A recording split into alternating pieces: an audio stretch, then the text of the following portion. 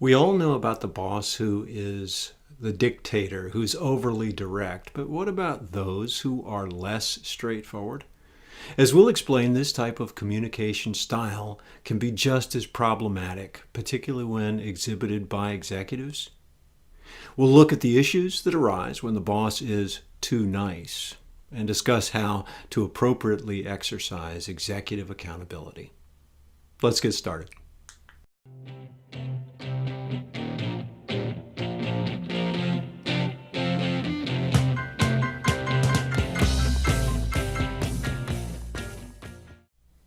Welcome, human resource and organization development professionals.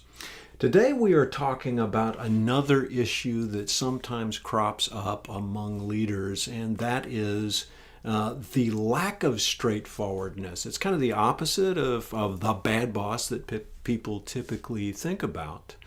And this came to mind for me actually through a couple of recent experiences, people that I've been working with. First, coaching client, CEO of a construction firm, has admitted to me in his own words, he struggles with accountability, with holding others accountable.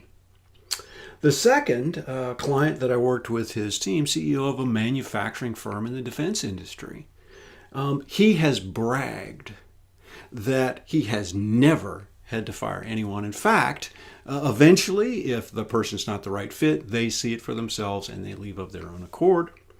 The third person, actually a colleague's boss in a government agency, so this is the executive director of that agency, who, in her words, is conflict averse. So, what are the problems, you ask? Well, in our first situation, the CEO who struggles with accountability, he'll see some form of performance that doesn't quite meet up to a standard. But because he doesn't want to offend, he will bottle it up. And he'll see another one, and he'll bottle it up. And eventually what happens, he bottles up, and someone does or says something that kind of crawls on that last nerve. And our CEO here explodes. Oftentimes over and above what the issue was that particular person did or didn't do. In our second case, the CEO who never fires anyone or has never fired anyone in his past. What he does, again, he sees issues that he wants to correct, but because he doesn't feel comfortable speaking about them openly, he hints at them. He tosses ideas. He nags a little bit. What ends up happening, he doesn't realize that he can't take a grenade and just lob it and have it get to one person. What happens is everyone hears the hints. Everyone is left wondering, what are the boundaries? Am I getting the clear story or not? And it lowers psychological safety for everyone in the team. In our third circumstance, so the issue particularly, again, my friend said that her executive director is conflict averse. Someone else has come onto the team. They have been talking to my friend's clients and giving them different direction, different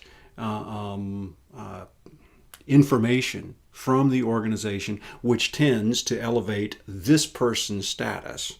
But it confuses the clients, who then come back to my friend and say, hey, what's going on? I thought this was how we were supposed to work together. Well, it makes my friend look like she's out of the loop. She goes to her executive director and says, hey, this isn't good. Would you please address this with this other person? And then that person says, no, you work it out. Well, by that act, by not drawing those clear lines, he's inviting, doesn't know he is, but he's inviting the worst kind of power plays, right? Because he won't be clear on, here's your lane, here's where I expect you to swim, here's where I expect you to swim, here's the result you'll do, and here's how you'll play together.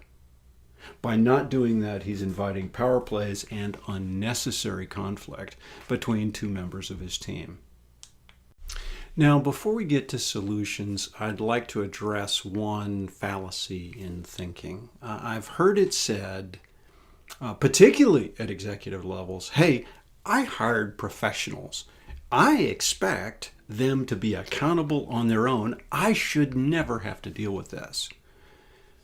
Okay, two issues. First of all, there's no correlation at all between how high one is in the organization and their level of emotional maturity. People at the top are no more likely to own their stuff and to be great performers than someone elsewhere in the organization. Point number two, that's not a real helpful way of thinking about accountability. We all, every one of us, do better when we're very clear on what the goal is, what the expectations are, when someone who is important in our world is taking notice of how we're performing, to whom we have to have a conversation from time to time. That is accountability.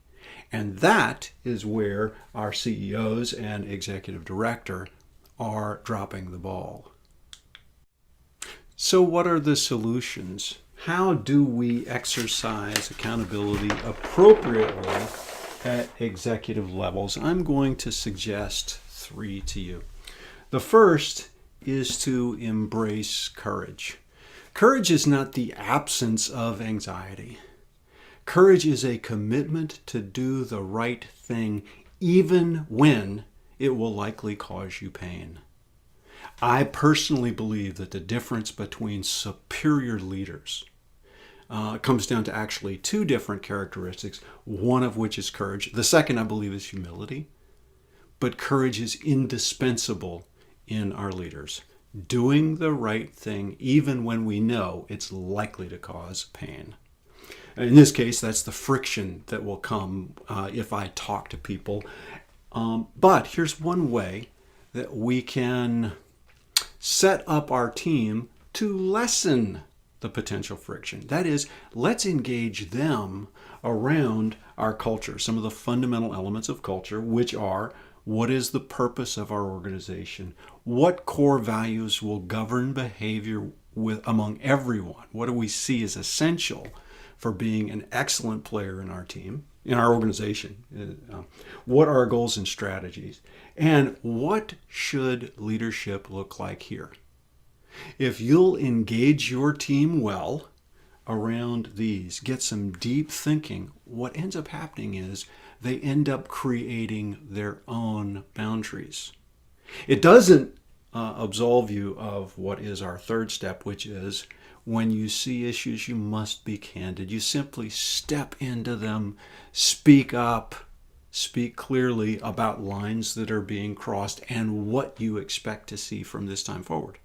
But going back to number 2, if you'll do these beforehand, you're more likely to have fewer instances where you need to be candid because your people have helped think through. They've helped design these boundaries for themselves. So there's a level of clarity and shared commitment that they have, therefore, in this process, through this process, that they wouldn't have otherwise.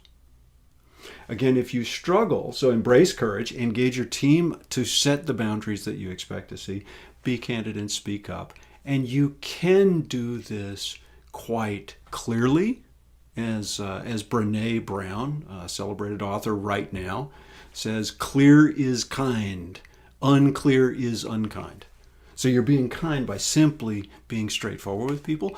But if you need to have a way of talking that shows that you're really in the other person's corner, I've got a treat for you. In an upcoming video, I'll give you a process that you can use, a simple script, to talk through expectations and what you need to see, and when someone crosses it, what you expect to see in terms of them picking up the ball and moving back. So these are our 3 strategies. Embrace courage, engage the team around these cultural concepts, be candid.